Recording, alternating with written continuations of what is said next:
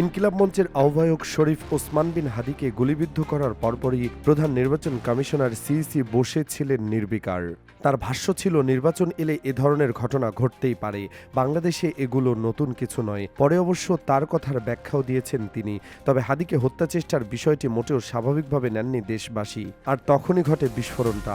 সদ্য বিদায়ী উপদেষ্টা মাহফুজ আলম সাফ জানিয়ে দিয়েছেন, তাদের গায়ে হাত দেওয়া যাবে না। যদি একটি লাশও পড়ে তবে তারা লাশ নেবে বলে হুঁশিয়ারি দিয়েছেন তিনি।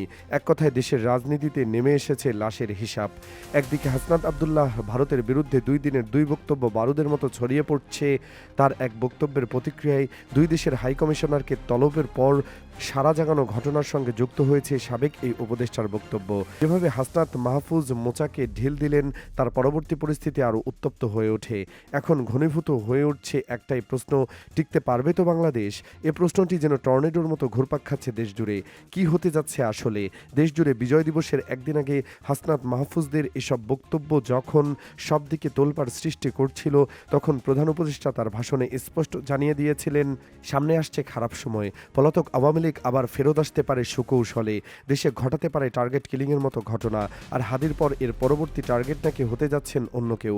এমন কথা কিন্তু মূলধারার গণমাধ্যমগুলোতেও রীতিমতো চাউর শুরু হয়ে গেছে। ওইদিকে ভারতের সাবেক সেনা কর্মকর্তা কর্নেল অবসরপ্রাপ্ত অজয় কুমার সিং এক টুইটে দাবি করেছেন, ওসমান হাদির পর পরবর্তী টার্গেট হতে যাচ্ছে হাসনাত আব্দুল্লাহ। হাদিকে হত্যায় মূল সন্দেহভাজন দুজনেই এখন ভারতের বিভিন্ন গণমাধ্যম সূত্রে জানা যাচ্ছে। এরই মধ্যে জানা যাচ্ছে, কয়েকদিন ধরেই এই ঘটনার রেশ ধরে বিজয় দিবসের একদিন আগে হাসনাত আব্দুল্লাহ বলেছিলেন, আওয়ামী লীগের নেতাকর্মীদের আশ্রয় ও প্রশিক্ষণ দিয়ে সন্ত্রাসী কর্মকাণ্ডে উস্কানি দিলে ভারতের 7 সিস্টার্স অঞ্চলকে আলাদা করে দেওয়া হবে।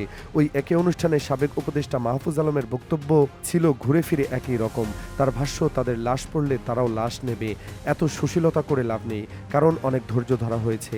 মাহফুজ উপদেষ্টার পদ ছেড়েছেন 7 দিনও হয়নি, এখনও সরকারি বাসা ছাড়াও সময় পাননি। আমাদের অনিরাপদ করলে বাংলাদেশে ভারত ও ভিন দেশের স্বার্থ রক্ষাকারীদের নিরাপদে থাকতে দেওয়া হবে না।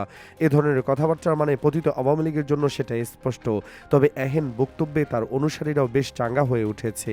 এর আগে উপদেষ্টা থাকাকালে গত 13 মার্চ তিনি ফেসবুকে এক পোস্টে সবাইকে গণতন্ত্র, আইনের শাসন এবং নাগরিকদের সঙ্গে মর্যাদাপূর্ণ আচরণ ও সংহতির দিকে এগিয়ে যাওয়ার কথা বলেছিলেন। গণতন্ত্র, আইনের শাসন সহ নাগরিকদের সঙ্গে মর্যাদাপূর্ণ আচরণ ও সংহতি আসলে বাংলাদেশের মানুষের শান্তির পথ। গণতন্ত্র বিজয়ী ও পরাজিত দুই পক্ষের জন্যই, আইনের শাসন বিজয়ী ও পরাজিত দুই পক্ষের জন্যই, এগুলো তার ভাষ্য ছিল। কিন্তু উপদেষ্টার পদ ছাড়ার পরেই বদলে গেল তার ভাষা।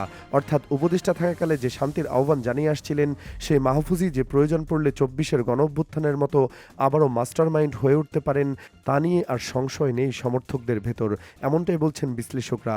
তবে বিশ্লেষকদের এও মত যে লাশের বদলে লাশের এই রাজনীতি সাময়িকভাবে মাহফুজের অনুসারীদের খুব পছন্দ করছে। এমনকি এর ভিন্নমত পোষণকারীদের উপরে তারা সোশ্যাল মিডিয়ায় হামলে পড়ছেন। সব ঠিক আছে, কিন্তু বিগত আওয়ামী লীগ সরকারের মনে করত সমাজের বেশিরভাগ মানুষ তাদের সমর্থন করছে। সরকারের গুটি কয়েক বিরোধিতাকারীদের সমালোচনা করা এবং সরকারের পক্ষে সমর্থন দেওয়া মানুষের সংখ্যাও কম ছিল না। কিন্তু এর পরিণতি কেমন হতে পারে তার অনেকটাই জুলাই এসে বুঝিয়ে দিয়ে গেছে।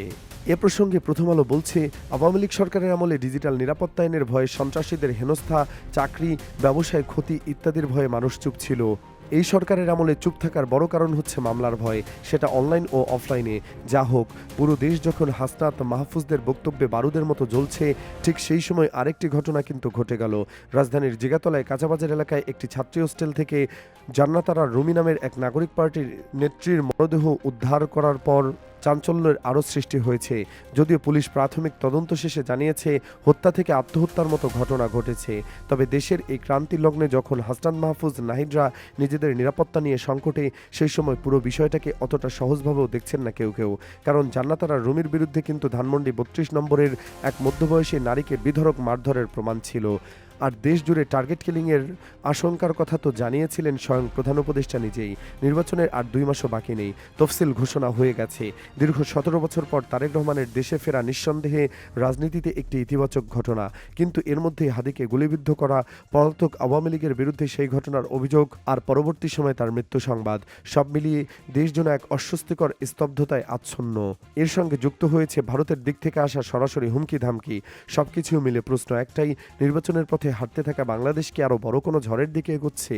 কি হতে যাচ্ছে এই মুহূর্তে সময়ের উপর ছেড়ে দেওয়া ছাড়া আর কোনো উপায় নেই, এমনটাই মনে করছেন বিশ্লেষকরা। ভবিষ্যৎ অন্ধকার আর অনিশ্চিত, আর এই অনিশ্চয়তার মাঝে দেশ এগিয়ে যাচ্ছে এক অঘোষিত গন্তব্যের দিকে।